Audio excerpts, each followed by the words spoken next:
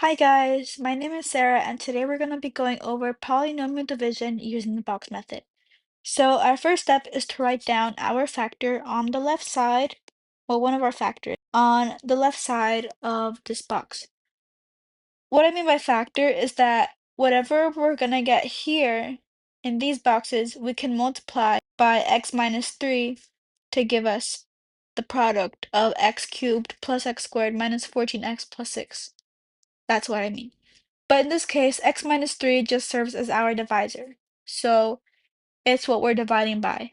So we can write down our dividend, which is what's in yellow, in the bottom to serve as a guide to just show what we should be, what terms we should be multiplying in order to get this dividend.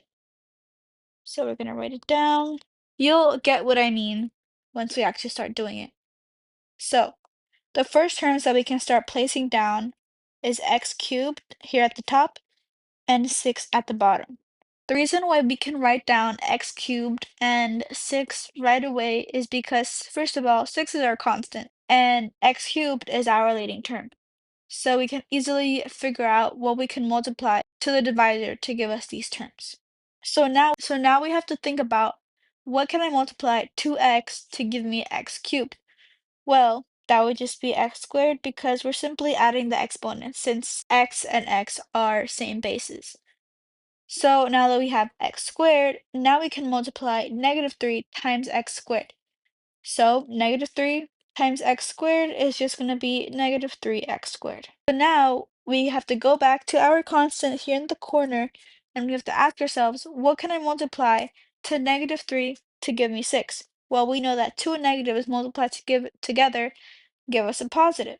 So it would simply be -3 times -2, give us positive 6. And now that we have a -2, we can work across and we can do x times -2, which would just be -2x. So now that we have that, we have to think about this so now that we have a -2x, we can work backwards. And I'll explain what I mean by that. So we already have x cubed. So we already have x cubed right there. But we need to figure out how can we get x squared using -3x squared. Well, we can work backwards. So we can do x squared minus -3x squared, which is the same thing as saying x squared plus 3x squared, because two negatives make a positive. So this would simply be 3 plus 1 is 4, and 4x squared right there. So our answer would be 4x squared. And if we think about it now, normally, if we do 4x squared minus 3x squared, we get x squared. So now that we have that section, now we have to think about how can I get -14x with -2x? Actually, you don't have to do that because if we think about it, we can figure out what do I multiply 2x to give me 4x squared? Well, that's just 4x because two x's multiplied together give us x squared, and then we just have the 4. So now that I have 4x, I can do -3 times 4x, which would just be -12x. And this makes sense because if we work diagonally, if we do -2x minus 12x, that's going to give us -14x. And here we already have our constant of 6. So therefore, let me just erase this. So our quotient is going to be what's in the green.